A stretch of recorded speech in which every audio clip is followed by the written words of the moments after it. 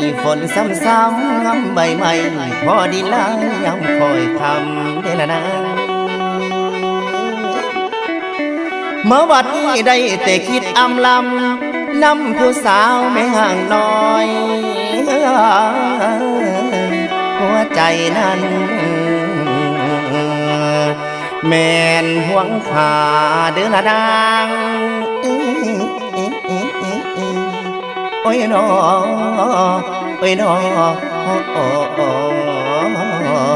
อ้ยละนาง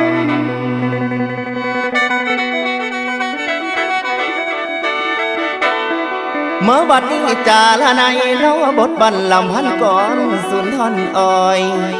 คิดนำดีคิดนำสาวแม่ห้างน้อยหัวใจนั้นหลดวันไหวอดบ่ล้นทนบ่ได้ย้อนใจห้ำขัดห่างในอุลาน้อแสนอุกทุกบ่เบื่อดอกพอดี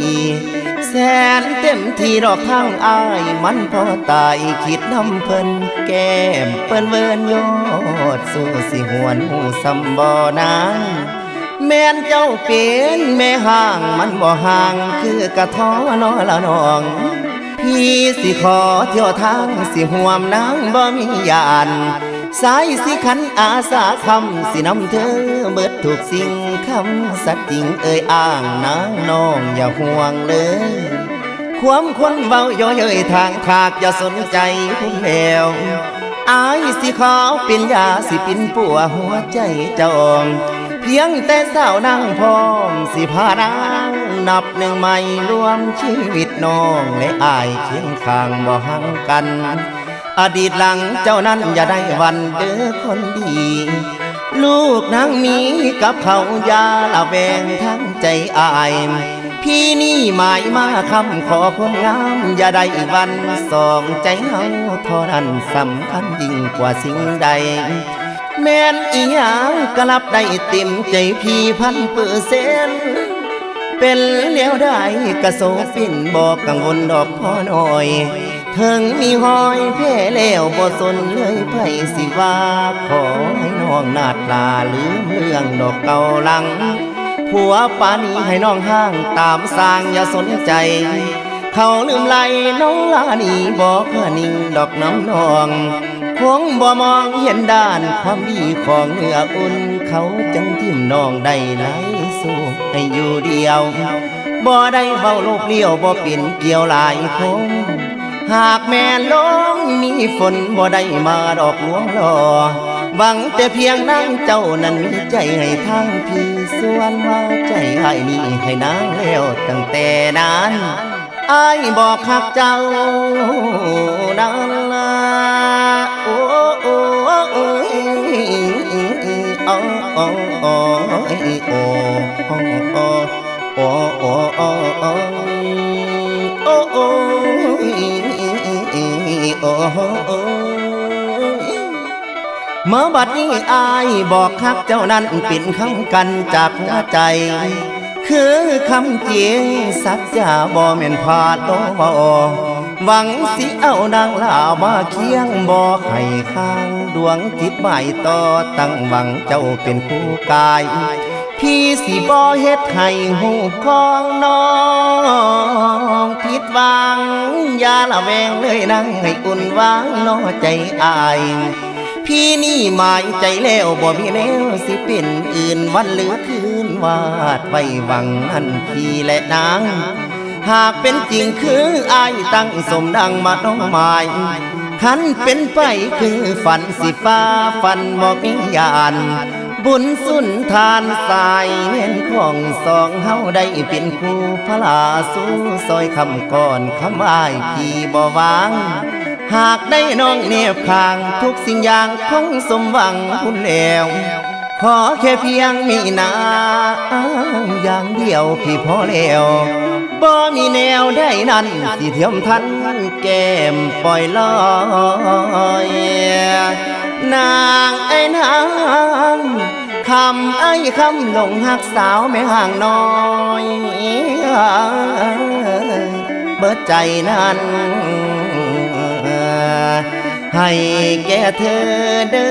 อละแฟน โอ้ยน้อ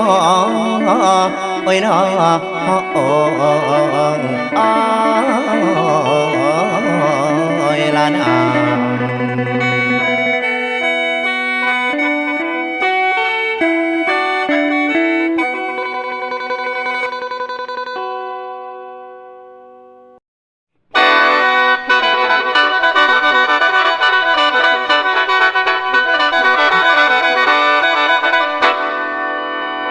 โอ้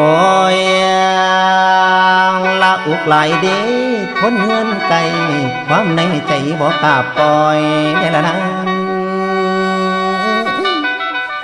เมื่อบัดนี้ได้แต่คอยนอนางกุมหลับความหักมานอแรงตุมถ้าพี่แม่นพอใจอายคนเดีโอ้ยน้อโอ้ยนาโอ้ยละนาม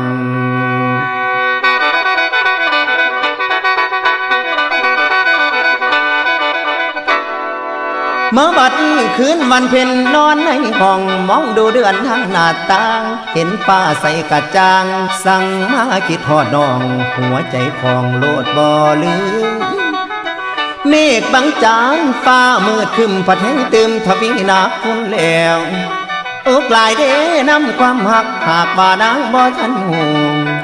อดมาดนทนสู่ปิดแปวบ่กล้าเปิดคำเอ่ยย่านมันเกิดพลิกปีนจบสิ้นอยู่ครึ่งทางย่านหลายเด้อโอ้ยโอ้ยย่านความหักมันแตกบางบ่ถึงฟังที่เฮาฝันย่านสัมพันธ์บ่คือเดิมเปลี่ยนไปบ่คือกีมย่านเจ้าตีน้อหาขอฟังคำขอแล้วสินายสองคนเฮาคือน้องอายแนวเงินไก่ดอกหักแพงกามมาเทพกันแกล้งแพงสอนลักให้ปักอกตกอยู่ในวังเวินเสิร์นี่บ่มีใดย้อนเป็นคนนอกขึ้นไก่หัวคันใดสมกันเห็นเจ้านั้นทุกเศร้าคำแลนนำกันตั้งแต่น้อยติดตามต่อยอยู่บ่ไหวเริ่มจากความสิทธิ์ไก่เอาใจใส่ดอกโหยหาแล้วพัฒนาเป็นความหักจากแบนตอนใดแท้ความรู้สึกในใจแย่ตอนมีสายหมายมาเกี่ยวน้องพี่เอิงเห็นเขาเที่ยวมาสิไก่ใจอายหลดมือสูนเกิดอาการตอนแรกรุ่นพวงใหญ่ไว้ขนองมีผู้สาวมาขอดองอายบ่มีน้อใจเลี้ยวบ่มีใจอยากไปเกี่ยวเหลียวซ้อมหาคนอื่นฝืนหัวใจบ่ได้มีคนไก่อยู่สมองใจบ่คิดอยู่แค่น้องอยากลองเปลี่ยนน้องเปพันเด้อแม่เด้อคันแม่นใจเฮาตรงกันสิลันว่าจาเว้าเป็นน้องสาวมาดนแล้วลองพันเที่ยวเป็นแนวใหม่ดีบ่มีจากความเป็นน้องอายเข้ามาไกลอยู่ประจำการเวลาลวงล้ำโอ้โอ้โอ้โอ้โอ้โอ้โอ้โอ้โอ้โอ้โอ้โอ้โอ้เมื่อบัดนี้การเวลาลวงล้ำถลำลึกจนลืมลงบอกตรงอายหลงหักมักนางอยากสมสอนคิดเห็นตอนเฮาเคียงไก่ตอนเยาว์ไว้ยังใส่อ่อนเคยได้ตีเข้าหมกเคยได้โจกเข้าป้อนดูแลน้องอย่างดีพาน้องเล่นบักลี่มูแลไหลไปติดน้ำนั่นดีอายยังจำตอนกดพดน้ำให้นางน้องจิตกะสั่นพันคล่องมองไปเห็นภาพเก่าๆดอกนางเอ๋ยอดีตหลังตั้งแต่เข้าตอนเขาอยู่ปฐมตอนที่น้องมือนลมอายยังซอยดอกส้มลูกน้องละน้อง เห็นนางจุกอายยังคอยซอยพายุงไปพิงหัวมือคว้าใบไม้สมุนไพรเอามายองถ้าบาดแผลให้ดองก็ขอไว้บอกปล่อยมือยามเพียนน้องขี้ดื้ออายยังคอยตักเตือนนั่นเองไปโรงเรียนลืมยินสออายแบ่งปันดอกคนครึ่งฟังในใจสุดซึ่งความมักมันตาตึงสิลืมได้จังใดอุ่นเคยทำคุณให้แก่น้องย้ำขัดของปองบอกใครอยากได้อย่างอายก็หาให้น้องเอาใจใส่บ่ได้ป่านอกจากเดือนดาลาอายแลนหาขนังมอสมหัวใจอยากเดินเข้าไปจับเขียนแจ้งให้ทราบย่านนั่งรับบ่ได้สิทำให้ดอกหังกันย่านแต่น้องว่านังมีสายอื่นอยู่ในใจโอ้โอ้โอ้โอ้หันไปมองโอ้ยคนไก่โอ้ยคนไก่ให้อยู่ฝืนทั้งคืนกำย่านผเสริญกับความซ้ำหากเป็นนางใจดำสัมพันธ์มางบ่ไหลเลียนนางไอ้นางทนรอวันปีเดือนบัดเถื่อนางนอคิดใดโอ้โอ้แนมคนไก่แม่นดังฝันแสนลำพันโอ้ยนอ